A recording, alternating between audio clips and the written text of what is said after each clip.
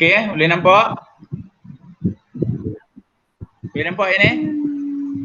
Boleh. Boleh.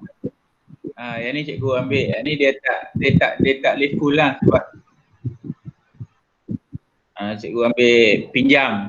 Pinjam sekejap. Jadi dia tak boleh full. Macam ni lah. Sambil tu cikgu baca, kamu boleh tengok. Boleh nampak kan? Boleh. Susun lapis masyarakat Vietnam dan Indonesia. Sejarah SDPM Penggal 3. Ni boleh nampak tak? Boleh. Boleh jadi susun lapis masyarakat Vietnam dan Indonesia. Okey, yang pertama sekali ialah Maharaja. Maharaja seperti yang kita tahu berada di kedudukan paling atas dan berkuasa mutlak. Dia mewarisi tahta secara warisan mengikut keturunan seperti dinasti Nguyen. Kemudian mereka ni diwajibkan mendapatkan pendidikan. Mereka ni dianggap suci dan sering dikaitkan dengan ajaran Buddha. Mereka Maharaja dianggap sebagai anak syurga yang mendapat mandat untuk memerintah dari Tuhan. Jadi kebijaksanaan Maharaja ni lah yang menentukan kesejahteraan rakyat. Manakala manakala di Indonesia, Sultan mempunyai kedudukan tertinggi. Contohnya Sultan Agong. Dia berkuasa mutlak di wilayahnya dan di jajahan takluknya. Mereka ni adalah ketua agama Islam dan giat menyebarkan agama Islam melalui penaklukan dan perluasan kuasa. Dianggap istimewa, mempunyai sifat luar biasa, berdaulat, dan sultan ni tidak boleh diderhaka oleh rakyat. Mereka ni dianggap khalifah Allah di bumi. Itu untuk sultan di Indonesia. Kemudian golongan cendekiawan pula yang kita tengok tadi. Mereka ni kedudukan yang paling tinggi dan berpengaruh dalam masyarakat kerana merupakan pemerintah sebenar yang menjalankan tanggungjawab Maharaja. Mereka ni adalah tulang belakang dan membantu Maharaja lah. Mereka ni terdiri daripada golongan Kuan dan Mandarin.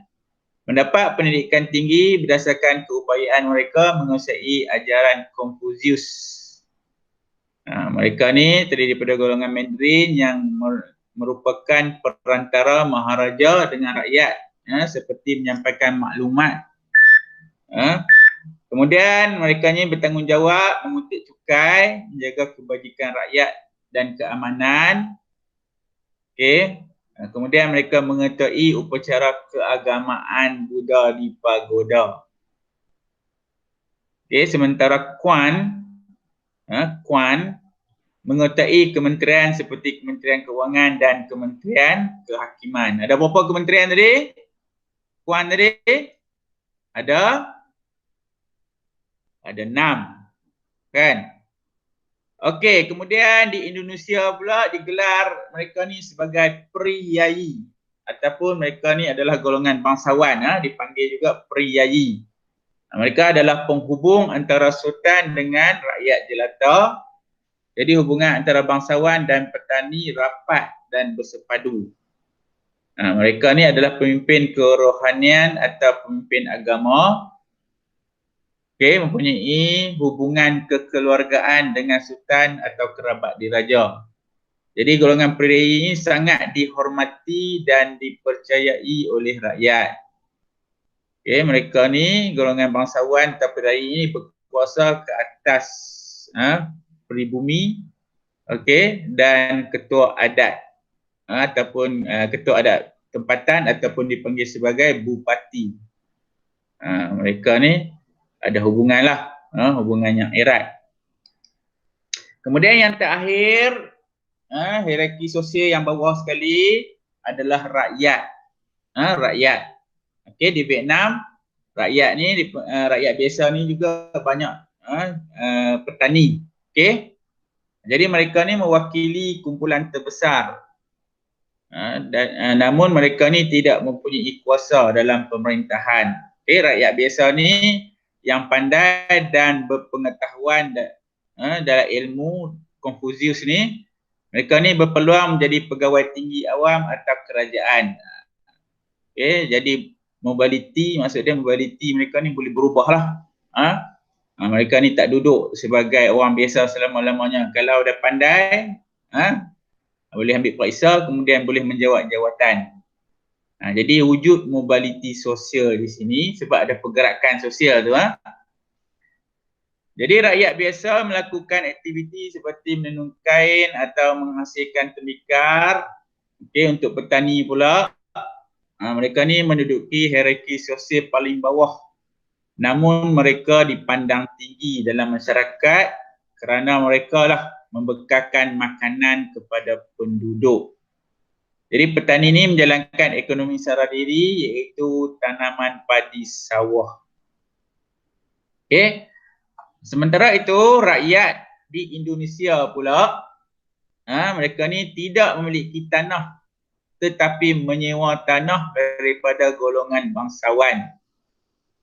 Okey, mereka bercucuk tanam sebagai aktiviti harian seperti menanam padi, berkhidmat dan mengerjakan tanah milik bangsawan, melaksanakan tugas yang diberikan dan menjadi askar. Menjadi askar apabila tuan tanah terlibat dalam peperangan. Jadi bukan saja mereka bertugas mengerjakan tanah, tapi juga boleh menjadi askar kepada tuan tanah tersebut. Itu adalah rakyat di Indonesia. Jadi mereka ni adalah menduduki hierarki yang paling rendah sekali lah. Jadi itu untuk sistem sosial. Okey.